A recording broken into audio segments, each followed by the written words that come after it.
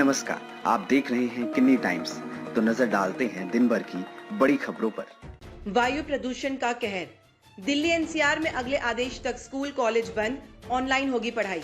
दिल्ली में बढ़े प्रदूषण की मार अब स्कूल कॉलेजों पर पड़ी है। वायु प्रदूषण को लेकर बनाए गए केंद्र सरकार के एक पैनल ने आदेश जारी कर कहा है कि दिल्ली एनसीआर के सभी स्कूल और कॉलेज अगले आदेश तक बंद रहेंगे। बुधवार से ऑनलाइन पढ़ाई होगी।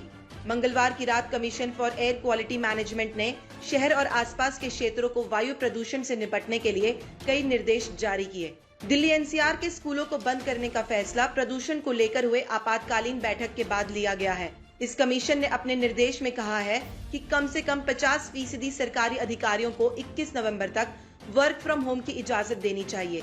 इसके अलावा निजी कार्यालयों में भी इस तरह के इंतजाम किए जाने चाहिए। कमीशन ने कहा है कि 21 नवंबर तक दिल्ली में सभी ट्रकों की एंट्री पर प्रतिबंध लगा दिया गया है। हालांकि इस दौरान जरूरी सामानों की एंट्री पर पाबंदी नहीं रहेगी।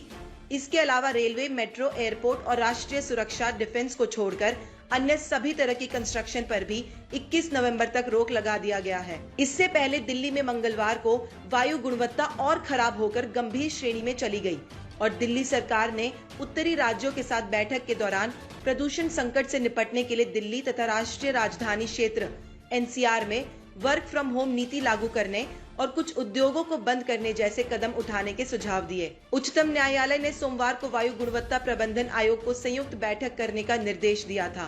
मंगलवार को पंजाब, राजस्थान, हरियाणा और उत्तर प्रदेश राज्यों ने इस बैठक में हिस्सा लिया। शीर्ष अदालत बुधवार को मामले की सुनवाई करेगी। दिल्ली की वायु गुणवत्ता एक बार फिर से गंभीर श्रेणी में चली गई है और 24 घंटे का औसत वायु गुणवत्ता सूचकांक AQI 403 दर्ज किया गया। ये मंगलवार सुबह तक बहुत खराब श्रेणी में था और 396 दर्ज किया गया था। इस दिन शाम 4 बजे गाजियाबाद में AQI 356, ग्रेटर नोएडा में 361, गुरुग्राम में 369 और नोएडा में 397 दर्ज किया गया। ये बहुत खराब श्रेणी में आता है। वायु गुणवत्ता निगरानी सफर के मुताबिक AQI बुधवार को भी गंभीर श्रेणी में ही रहेगा। उसने कहा कि हवा की गति बहुत कम रहने की संभावना है, जिससे AQI गंभीर श्रेणी में रहेगा और इसके बाद 18 नवंबर तक गंभीर या बहुत खराब श्रेणी के बीच रहेगा। उसने बताया कि अगले 2 दिनों तक दिल्ली में पराली जलाने से जुड़े प्रदूषकों की आने की संभावना नहीं है, क्योंकि हवा की दिशा विपरीत है।